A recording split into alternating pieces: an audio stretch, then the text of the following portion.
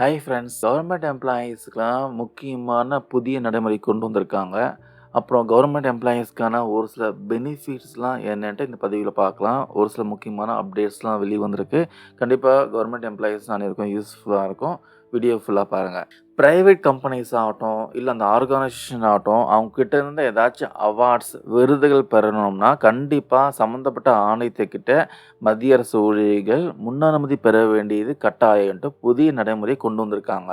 So இது விஷயமா நம்ம மத்திய பணியாளர் அமைச்சகம் வந்து என்ன அறிக்கையை வந்து வெளியிட்டிருக்காங்கன்னா, பிரைவேட் கம்பெனிஸ், ஆர்கனைசேஷன் கிட்ட இருந்து விருதுகள் பெற வேண்டும் என்றால், சம்மந்தப்பட்ட ஆணையத்திடம் கவர்மெண்ட் எம்ப்ளாயீஸ் முன் அனுமதி பெற வேண்டியது கட்டாயம்.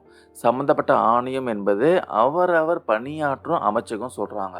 துறை ரீதியான செயலாளர்கள், அப்புறம் வந்து கேபினெட் செயலாளர்கள், இந்த அந்தஸ்துல உள்ள அதிகாரிகள் கிட்ட இருந்து முன் அனுமதி பெற வேண்டியது கட்டாயம் சொல்றாங்க. ஒரு சில விதிவிலக்கான சூழல்கள்ல மட்டுமே விருதுகளை பெறுவதற்கு அனுமதி வழங்கப்படும் என்று கூறியிருக்காங்க. மேலும் ரொக்கத்தொகை, பரிசுகள் போன்ற எதுவும் விருதா கூட வழங்கப்படக்கூடாது. விருதுகள் வழங்கக்கூடிய இந்த பிரைவேட் கம்பெனிஸ்லாம் குற்றமற்றது என்பதற்கான சான்றிதழ்களை பெற்றிருக்க வேண்டும் அப்படின்னு கூறியிருக்காங்க. அரசாங்கத்துக்கிட்ட பர்மிஷன் வாங்காம எந்த ஒரு கவர்மெண்ட் எம்ப்ளாயீஸும் அவர்களுக்கென நடத்தப்படும் பாராட்டு விழாக்கள் ஆகட்டும், விருது நிகழ்ச்சிகள், கலை நிகழ்ச்சிகள் இதெல்லாம் வந்து பங்கேற்க கூடாதுன்னு சொல்லியிருக்காங்க. இந்த புதிய நடைமுறை அனைத்து அரசு ஊழியர்களும் கட்டாயம் பின்பற்ற வேண்டும்ட்டு அமைச்சகம் வந்து தெரிவித்திருக்காங்க. ஸோ மேலும் வந்து கவர்மெண்ட் எம்ப்ளாயீஸ்க்கான ஒரு சில முக்கியமான சலுகைகள், அறிவிப்புகள்லாம் வெளிவர காத்துட்டு இருக்கு.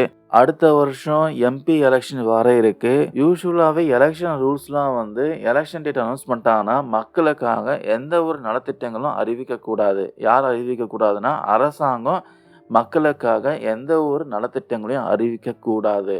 இதனால இப்ப வந்து நிலுவையில் உள்ள டிஎன்எஸ் அலவன்ஸு இதெல்லாம் வந்து மத்திய அரசு பார்த்தீங்கன்னா, முன்கூட்டியே வெளியிடும் அப்படின்னு சொல்றாங்க.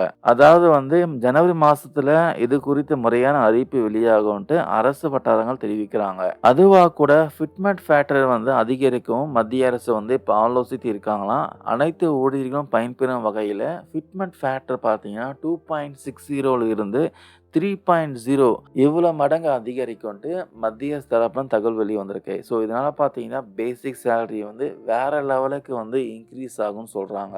இப்போ கரண்ட்லி வந்து 2.57 வந்து ஃபிட்மென்ட் ஃபேக்டரி இருக்கு. 2.57 வந்து குறைஞ்சபட்ச ஊதியமான ரூ. 18,000 கூட பெருக்குனா ரூ. 46,260 இருக்கும். இதுவே வந்து ஃபிட்மென்ட் ஃபேக்டர் பார்த்தீங்கன்னா 3.68 வந்து இன்க்ரீஸ் ஆச்சுன்னா, இதே ரூ. 18,000 கூட பெருக்குனா ரூ. 66,240 இருக்கும். இப்போ வந்து கவர்மெண்ட் எம்ப்ளாயீஸோட குறைஞ்சபட்ச சம்பளமே வந்து 18,000 இருந்து ரூ. 56,900 வரைக்கும் இருக்கு. புதிய கமிஷன் வந்து அமலுக்கு வந்துச்சுன்னா, ஊழியர்களுடைய குறைஞ்சபட்ச சம்பளம் பார்த்தீங்கன்னா, அதுவும் அதிகரிக்கும். அதுவா கூட ஃபிட்மென்ட் ஃபேக்டரும் அதிகரிக்கும். ஸோ இது மாதிரி பார்த்தீங்கன்னா, கணிப்புகள்லாம் தினம் தினம் வந்து கொண்டு இருக்கு. ஸோ இதுவா கூட டிஎன்எஸ் அலவன்ஸ் வந்து 50க்கு மேல இன்க்ரீஸ் ஆகுறப்போ, ஹவுஸ் ரெண்ட் அலவன்ஸும் இன்க்ரீஸ் ஆகும். ஹவுஸ் ரெண்ட் அலவன்ஸும் பார்த்தீங்கன்னா 3% வந்து அதிகரிக்கும். ஸோ அதனால கவர்மெண்ட் எம்ப்ளாயீஸ்க்கு வரப்போற புத்தாண்டு வந்து மிகப்பெரிய ஒரு ஜாக்பாட்டா இருக்குன்னு சொல்றாங்க. இந்த பதிவில் நான் ஷேர் பண்ண தகவல்லாம் யூஸ்ஃபுல்லா இருக்கும்னு நினைக்கிறேன். இது பற்றி உங்களுடைய கருத்துக்கள், டவுட் எதனா இருந்துச்சுன்னா கமெண்ட்ஸ் கமெண்ட் பண்ணுங்க. நான் கிளாரிஃபை பண்றேன். Thank you friends.